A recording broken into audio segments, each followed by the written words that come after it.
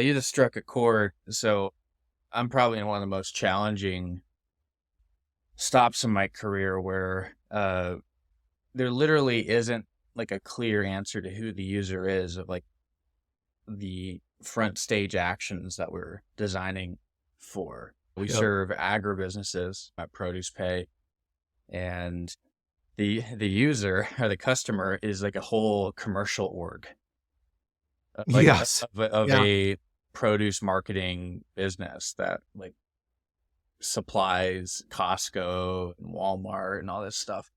And so Yeah. the user is somewhere in an org chart somewhere of that part of the business. And so you can't. I mean, there's a bunch of personas. There could be the user, which is variable company to company. There's the Yeah.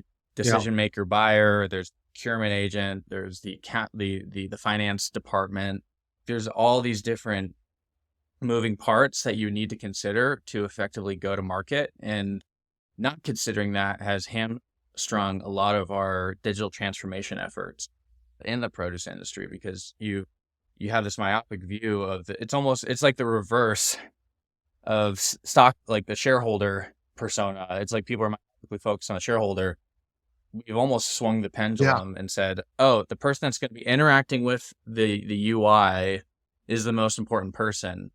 In an enterprise or in the food industry where there's so many people just trying to make it happen so that people in China and England could have grapes from Peru. There's Yeah. so much more. It's such a larger problem space that requires Yeah. work. Yeah. Definitely.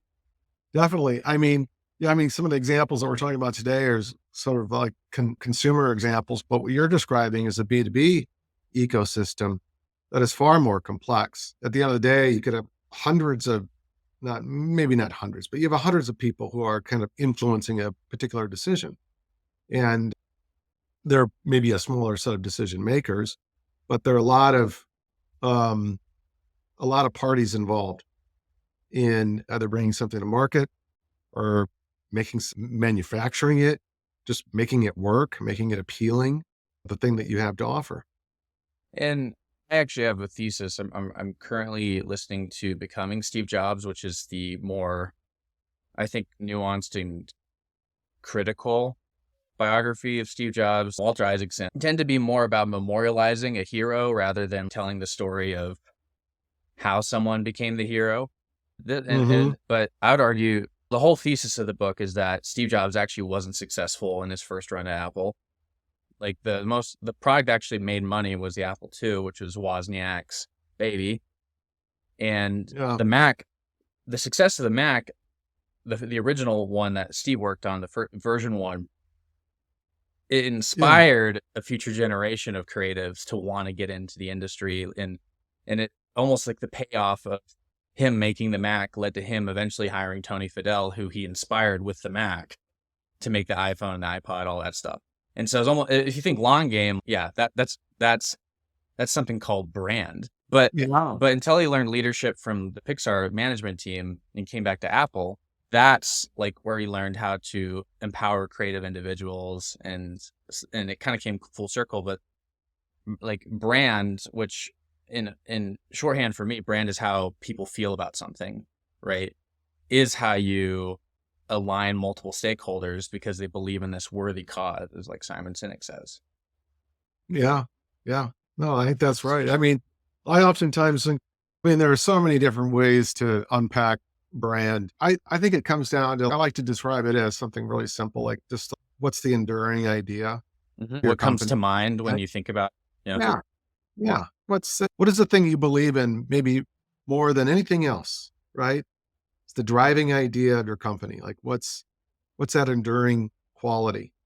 And I think that as as leaders, as leaders inside organizations, um, transition from one to the next, and you just described one or a series of them.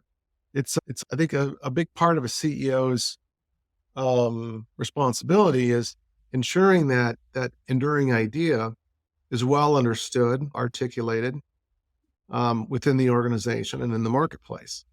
And as long as they uphold those that that promise, essentially, what they'll make, they'll have a very successful business and it will attract many eager customers who want to align their enduring qualities or characteristics along with the companies. And if you want a bunch of different departments in an organization you need to align on something, Yeah, you have to have them believe in something bigger than the incentive structure of their bonus right, and how they get their right, bonuses and how right. they get evaluated for their compensation.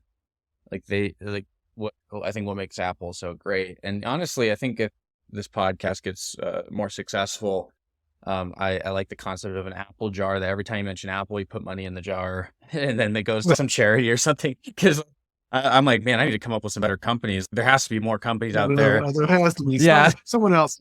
What there are some Yeah. companies. I mean, I think there's certainly a lot, but Target is trying to do good, and I think that Starbucks, IBM, Google, even. I mean, there's a lot of I think hope and optimism in the world that I think that if we can highlight what they're doing and be advocates of that, I think others will follow. Yeah. So at the risk of putting another dollar in the Apple jar, Okay. like the idea of what made the brand of Apple, and I think like it making it a great place to work, which leads to like attracting great talent, which leads to great products and customer value, is that it's about making computing accessible to the layperson. It's not about B2B use cases. It really truly is a consumer vision and mission.